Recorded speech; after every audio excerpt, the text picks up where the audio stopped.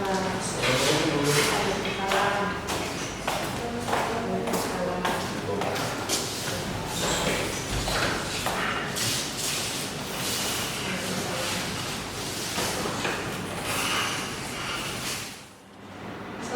warahmatullahi wabarakatuh. Waalaikumsalam warahmatullahi wabarakatuh. Selamat pagi semuanya. Pagi Ibu. Sehat-sehat semua kita ya. Alhamdulillah. Amin. Sebelumnya Ibu perkenalkan dulu nama Ibu. Saya namanya Ahmad Nurung, dosen Prodi Manajemen Retail, Fakultas Ekonomi dan Bisnis Universitas Batuta. Di sini Ibu akan menjelaskan salah satu tridharma perguruan tinggi Universitas Batuta, yaitu pengajaran yang saya ajarkan selama menjadi dosen di Universitas Batuta. Kali ini saya akan menjelaskan salah satu mata kuliah strategi retail, di mana bobotnya ada tingkat SKS di pembelajaran di semester 5. Ibu akan memperdeskripsikan dulu pertama kali mata kuliah strategi retail ini adalah mata kuliah ini memberikan pengetahuan dasar mengenai strategi retail, pemasaran, penetapan harga, mendistribusikan dan mempromosikan produk. Capaian pembelajaran ini nanti akan didapat oleh mahasiswa di akhir sesi perkuliahan. Yang akan nanti dicapai mahasiswa dalam capaian pembelajaran adalah: 1. Menginternalisasi semangat kemandirian, menunjukkan sikap bertanggung jawab atas pekerjaan di bidang keahliannya secara mandiri. Kemudian, mampu menjaga etika dalam berbisnis, memahami strategi retail, memahami lingkungan bisnis dan menjalankan secara etis dan bertanggung jawab.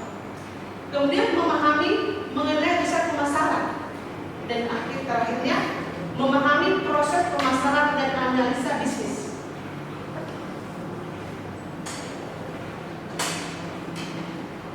Di dalam perkuliahan kita sebelumnya harus ada rencana pembelajaran semester, itu RTS, di mana dalam perkuliahan ini ada 16 kali pertemuan.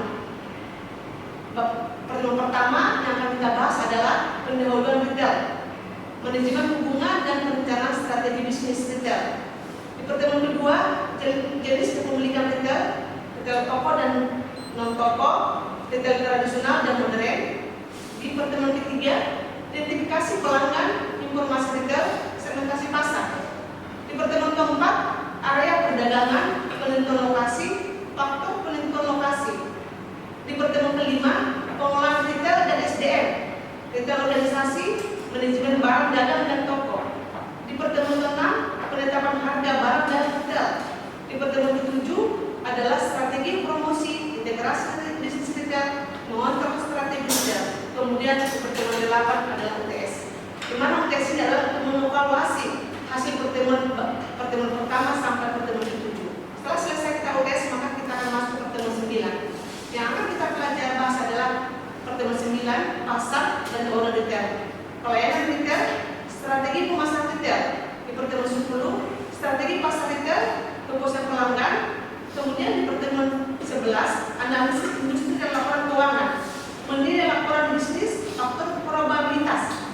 Kemudian di pertemuan 12, analisis prospektif sistem akuntansi, alur transaksi bisnis. Kemudian pertemuan 12, bisnis plan dan tahapannya. Kemudian di pertemuan 14, segmentasi pasar gabungan, klasifikasi produk. Kemudian pertemuan ke-15, merek, pengemasan dan pelabelan daur hidup produk.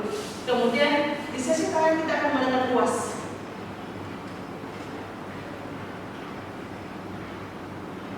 Referensi yang Ibu pakai dalam materi pembelajaran strategi itu adalah dari Berman dan Evan di tahun 2013, yaitu mengenai membahas manajemen strategi approach. Kemudian Genadi 2015, Genadi Arus itu membahas business plan dan aktivitas independent publishing platform. Di dalam perkuliahan ada kontrak perkuliahan yang harus dipatuhi. Ada tata tertib, yaitu toleransi perlambatan 15 menit. HP tolong di slide. Kemudian tugas dikumpulkan harus tepat waktu. Kemudian tugas hasil plagiarisme, kalau ada tugas itu ada plagiarisme maka nilainya adalah 0.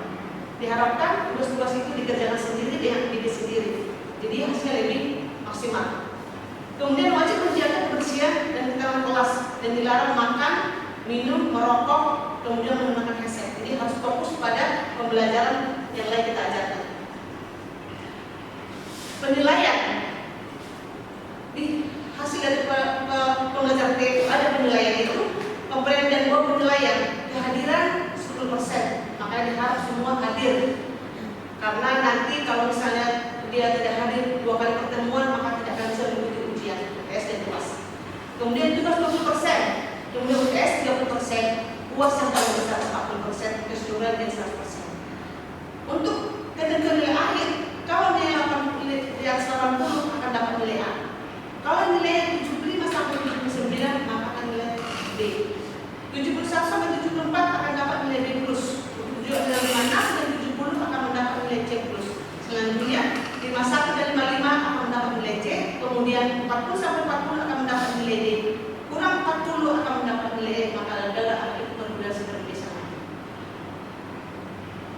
Sekarang kita masuk ke materi strategi kriteria. Untuk masuk kita ke bagian strategi kriteria, kita harus memahami dulu kriteria itu apa sebenarnya. Jadi kriteria itu ada beberapa orang berpendapat. Menurut Levy dan Leeds, Berman dan Evans, Kotler, ada walaupun berbeda-beda kata-kata yang tapi tujuan tetap sama. Yang akhirnya kriteria itu dirangkum adalah artinya lah semua kegiatan transaksi jual beli, ya kan? Semua transaksi kegiatan jual beli, baik barang atau jasa yang langsung kepada konsumen atau pemakan terakhir. Kemudian retail itu orang mungkin menganggap itu retail apa ya gitu ya kan? Retail itu adalah bagaimana barang dan jasa itu sampai ke tangan konsumen terakhir. Kalau dia tidak sampai ke tangan konsumen terakhir maka bukan retail yang disampaikan. Bisa saja distributor. Jadi semua barang produk HP, kemudian makanan, elektronik yang sampai pada pemakai itu namanya retail. Misalnya supermarket, minimarket, toko-toko, kan retail itu ada beberapa macam ya. Ada retail tradisional, ada retail modern. Kalau dulu misalnya dibilang retail tradisional itu kayak jual kelontong lah, toko-toko yang sebelah rumah kita. Jadi di sini kita membahas manajemen hubungan dalam bisnis retail. Dalam retail harus menjaga hubungan pelanggan itu. Karena apa? Dalam hubungan pelanggan kita harus menjaga mendapatkan pelanggan yang setia. Jangan pelanggan yang tidak setia. Karena apa? Kenapa dibilang pelanggan setia? Pelanggan setia itu akan datang berulang. Pelanggan berulang. Jadi harus punya filosofi. Filosofi manajemen hubungan adalah bagaimana kita menyelesaikan permasalahan yang terjadi pada pelanggan dengan cara kita membicarakan langsung kepada pelanggannya dan mencari solusi untuk kebaikan bersama. Itulah manajemen hubungan pelanggan itu. Harus punya filosofi. Filosofinya manajemen pelanggan atau namanya customer relationship management. Jadi cara atau CRM lah ya. Cara itu filosofi bisnis. Karena apa? Pelanggan sangat berharga bagi pengusaha. Tanpa pelanggan, pengusaha atau retail itu tidak akan hidup. Tujuan untuk apa? Itu untuk membangun dasar kesetiaan pelanggan. Itu yang dibutuhkan oleh pengusaha-pengusaha. Kemudian kita lanjut ya. Di sini ada konsep retail tradisional, ada retail modern. Kalau misalnya itu retail tradisional itu, yaitu yang dikelola oleh pemerintah atau swasta. Misalnya kios-kios, toko-toko, lapak-lapak, itu tradisional, ya kan? Tapi kalau sudah dia modern, dia transaksinya sudah seperti misalnya supermarket, ya kan? Supermarket, minimarket, gitu ya kan? Dan kemudian kalau misalnya retail modern itu mereka biasanya pakai katalog, pakai brosur, ya kan? Pakai brosur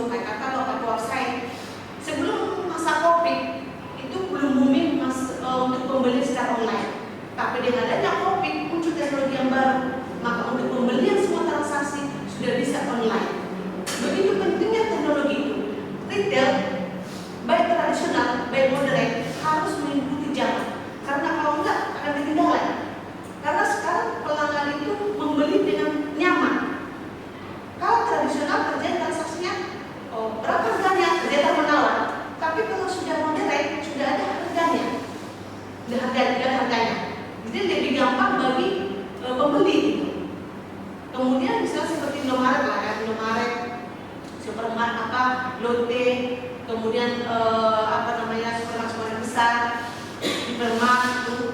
Kita tidak perlu lagi sekarang harus ke tempatnya, tapi kita buka aja offset mereka. Kita lihat di sini apa yang kita butuhkan, maka kita kirim, mereka antar. Itulah mudahnya sekarang retail. Retail semakin berkembang. Dulu mungkin orang tidak memahami apa itu retail, tapi pada saat ini sejak adanya COVID itu retail sudah mulai booming. Karena apa? Semua transaksi sekarang sudah pakai pembelian pakai digital. Dan kemudian memperkecil biaya. Tapi kadang-kadang juga orang yang memang tidak harus melalui pesanan, karena pelanggan itu kadang-kadang belanja bisa untuk menyenangkan hatinya, untuk refreshing, ya kan? Datang di supermarket melihat-lihat, ya kan? Tidak perlu lihat kamu menawar, sudah ada paspornya, sudah ada harganya. Tapi kalau tradisional ini ke pasar belanja, ternyata menawar, bukan berarti tidak ada barang-barang pokok untuk makanan di supermarket. Banyak juga, ya kan? Kemudian kita lanjut.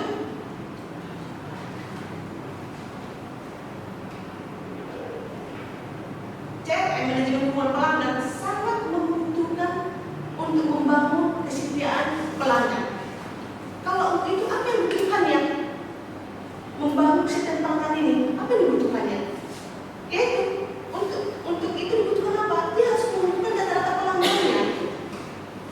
Itu tugasnya berjuang ke pelanggan. Dia harus mengumpulkan data pelanggan, kemudian menganalisis data pelanggan dan mengidentifikasi pasar sasarannya. Jadi dia harus bisa menganalisis para pelanggannya. Pelanggan ini, misalnya suatu toko Indomaret berdiri di suatu perumahan, ya kan? Di suatu perumahan, dia harus bisa pasar sasarannya apa di sini. Kalau memang ibu-ibu yang masih baru, berarti perlu apa yang kita sediakan. Kemudian bagaimana karakter mereka, budaya mereka, supaya apa? Bisa kita menjalin komunikasi, ya kan? Kemudian mengembangkan CRM, itu pelanggan tadi itu.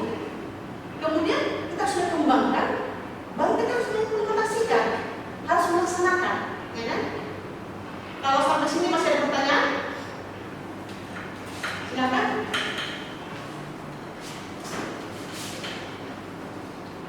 Kenapa nama stadion Sakira? Saya ingin bertanya di bagian hubungan dan pelanggan tadi. Apa yang harus kita lakukan agar manajemen hubungan pelanggan dalam bisnis retail itu bisa berjalan dengan baik? Terima kasih. Ada yang bisa jawab? Sebenarnya pertanyaan cukup gampang, ya. Bagaimana kita menjaga hubungan pelanggan dalam bisnis retail? Tadi pun sudah terangkan.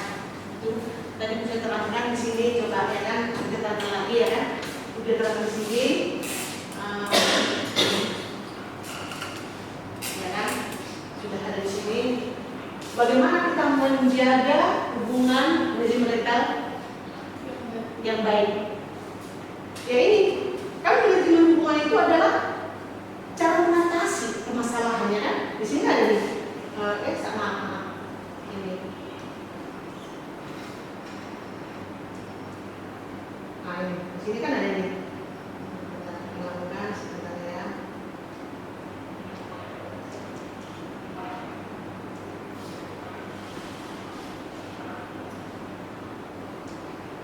Nah, di sini, ini.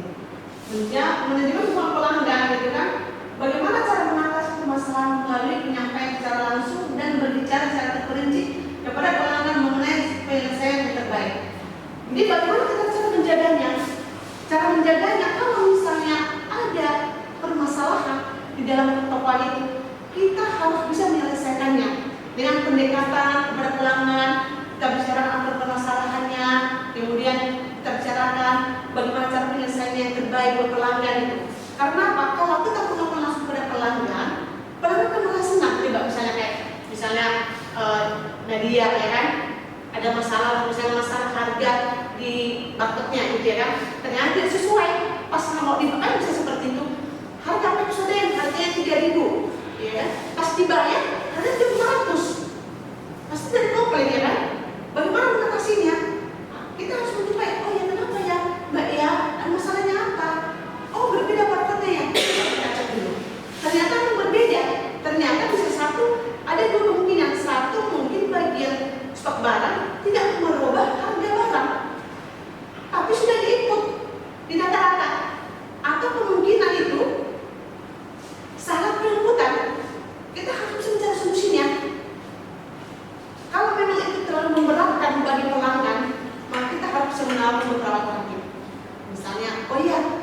ternyata maaf ya, salah ya. Ada kok promo yang baru yang harganya seperti itu. Jadi bagaimana kita mencari solusi menyenangkan buat pelanggan? Ada yang mau menambah lagi? Kalau nggak ada, kita lanjut lagi, ya kan?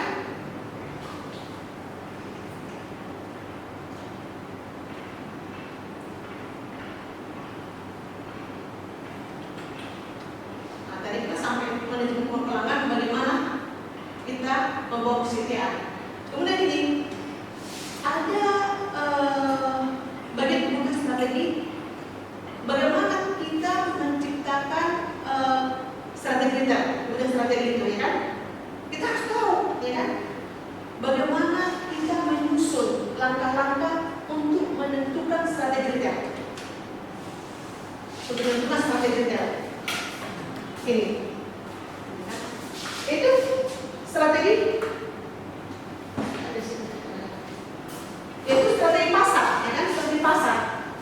Untuk bisa menentukan langkah strategi retail, kita harus tahu strategi pasarnya bagaimana di sana, strategi keuangannya bagaimana, ya kan? Strategi lokasi bagaimana, strategi organisasi dan sumber daya manusianya. Karena gini, kalau misalnya strategi pasarnya itu pelanggannya atau customernya sedikit, ya kan? Berarti kemungkinan penjualan kita kan sedikit, ya kan? Biasanya kalau Alfamaret, Indomaret, mereka itu menyiapkannya itu di perumahan karena banyak penduduk, ya kan? Kemudian dasar juga strategi keuangannya. Bagaimana strategi keuangan di sana? Apakah pendapatan mereka itu misalnya melihat ke atas atau melihat ke bawah? Kita harus tahu. Berarti produk-produk harga berapa yang kita taruh di situ? Jangan nanti harga yang mahal, sementara pendapatan di suatu tempat toko kita itu melihat ke bawah, tidak akan laku. Jadi strategi itu harus kita punya. Kita survei dulu, gitu. Kemudian lokasinya, karena menentukan lokasi ini sangat perlu. Misalnya, kalau misalnya barang konsumen, ya kan, mau membeli, ya kan, terlalu jauh kendaraannya yang harus tempuh atau susah lokasinya, mereka mungkin akan luas datang ke sana. Tapi kalau mereka dekat, oh iya, di sana kurang barang A, coba dia bilang dia, karena terjadi teman saja. Tapi kalau misalnya terlalu jauh, ya mereka mikir, ya kan. Terus kemudian bagaimana organisasi dan sumber daya manusia di sana? Harus kita pelajari di situ untuk menentukan strategi retailnya.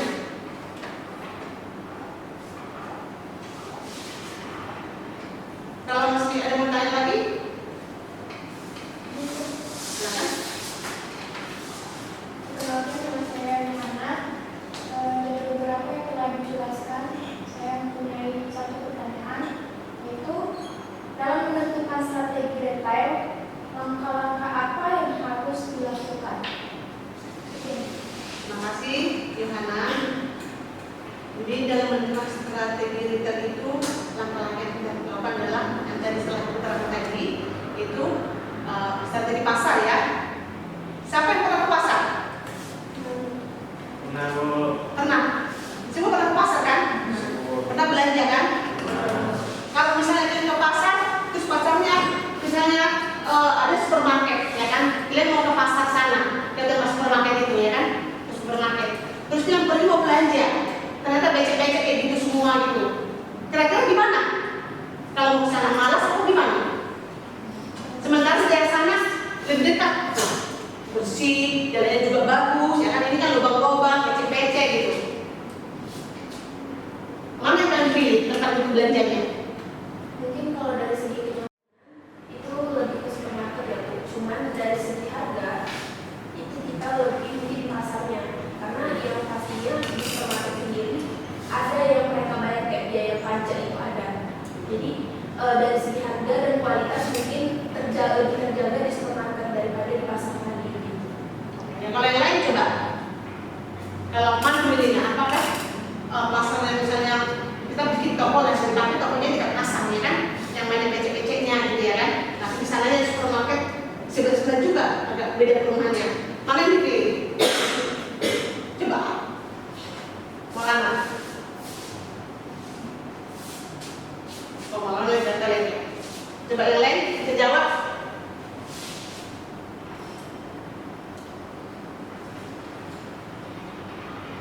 dalam menentukan strategi retail, langkah apa itu strategi pasar, strategi keuangan, strategi lokasi, itu organisasi dan SDM-nya.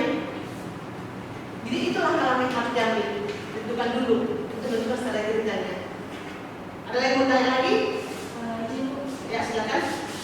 Perkenalkan, nama saya Mega. Saya ingin bertanya, apa perbedaan retail tradisional dengan retail modern? Pasti tahu lah, tadi kan dia terangkan kan retail tradisional, ya kan, dengan retail modern. Coba siapa yang bisa jawab apa retail tradisional? Ya, silakan. Izin menjawab. Untuk retail tradisional sendiri itu biasanya sering kita sebut dengan pasar. Sedangkan retail modern itu biasanya sering kita sebut dengan supermarket. Seperti yang sudah dijelaskan tadi, retail tradisional ini banyak penjual dan mereka tidak ada pembatasan apa yang harus dijual. Sementara dari retail modern sendiri ada bagian-bagian ataupun kayak klaster-klaster dalam lembah ini apa aja yang harus kita jual, makanan, buah-buahan, sayuran itu apa aja yang harus kita jual. Sementara dalam satu supermarket itu pun hanya ada satu penjual saja.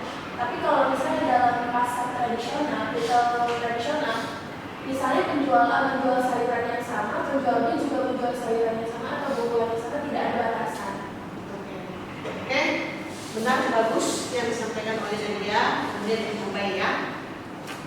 Kalau retail tradisional itu pasar yang dikelola, ya kan, yang dikelola oleh pemerintah, swasta ini ya, toko-toko tersendiri, kios tersendiri, ya kan. Kemudian mereka menjual terserah mereka mau jual apapun. Seperti yang dari Nadia, tidak ada batasan. Mau jual di sebelah kiri kanannya jual AB, sayur, kemudian jual di sini toko kelontong, jual macam-macam sebenarnya seperti itu, boleh saja. Tapi kalau misalnya model itu, yaitu toko dengan sistem pelayanan mandiri. Tadi seperti yang dia mandiri dia, karena sendiri, tersistem dia, ya kan? Dia bisa berjual berbagai macam eceran, ya kan? Kemudian tersistem, pembayarannya pun iya, karena udah pakai scan, barcode, ya kan? Tidak langsung. Ada juga yang pakai debit, ya kan? Tapi kalau misalnya di pasar mungkin ada tapi jarang, hampir tidak ada, ya. Oke, masih ada yang tanya lagi? Kalau nggak ada lagi, sampai di sini pertemuan kita. Sebelumnya ibu absen dulu ya satu-satu ya. Mega Anita Putri, ya makasih. Siti Mutiara, Sahibwi Nalulita, kemudian Yohana Melita, Maulana Mediasa, kemudian Dimas Ardiansa. Oke, sampai di sini pertemuan kita. Ibu berharap di pertemuan berikutnya kita lebih semangat lagi dan memahami semua materinya. Karena kenapa? Retail ini sekarang lagi booming-boomingnya. Di mana-mana retail, perusahaan besar pun sekarang membutuhkan retail. Tapi retailnya dalam apa? Retailnya itu dalam investasi. Jadi ada bagian retail yang menangani investasi. Maksudnya di mana itu, ya kan? Divisi ini adalah mencari perusahaan yang bisa mereka investasi di situ, tapi dalam bidang retail, misalnya supermarket, mendirikan supermarket. Jadi retail itu memang sangat booming, tapi harus memahami yang sebenarnya retail itu adalah transaksi yang tiap hari terasakan, ya kan? Misalnya kita beli baju, ya kan? Kemudian kita beli makanan, kan retail itu langsung pada kita sendiri. Tapi orang pertama tidak bayangkan kalau itu retail. Muncullah prodi retail. Yang pertama kali adalah batu tem, ada prodi retail. Terima kasih atas perhatian semuanya. Semoga kita semua sehat, kemudian sukses. Apa yang diinginkannya tercapai. Ibu berharap juga kita semua dapat tempat yang memang apa yang kita inginkan. Terima kasih atas semuanya. Sudah